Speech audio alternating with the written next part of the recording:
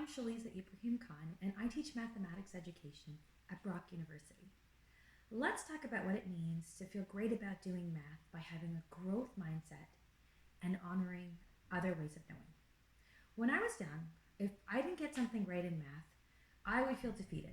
I didn't feel smart, and I wanted to give up. But I would keep thinking about this math problem. I wouldn't even be able to sleep at night just thinking about it. Now that I'm a scholar in mathematics and I study how the brain solves math problems, I realize I couldn't sleep because my brain was actively solving, working away, trying to figure things out.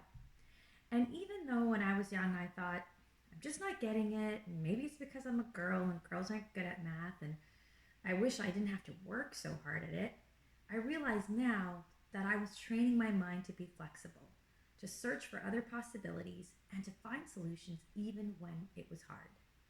And training my mind to do that has benefited me in my life because any problem that comes my way, I don't feel bad about it. I think, great, bring on the challenge. I can figure this out. I wonder what else I can do. This is a growth mindset.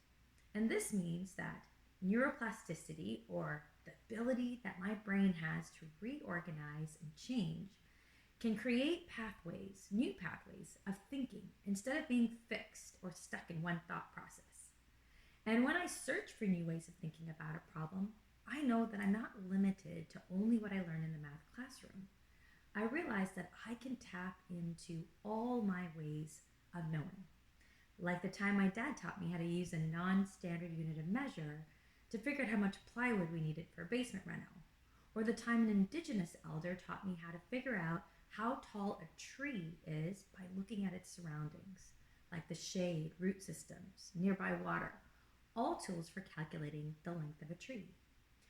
It wasn't easy to think this way at first. I thought my way of knowing or Indigenous ways of knowing were not accepted knowledge in the math classroom.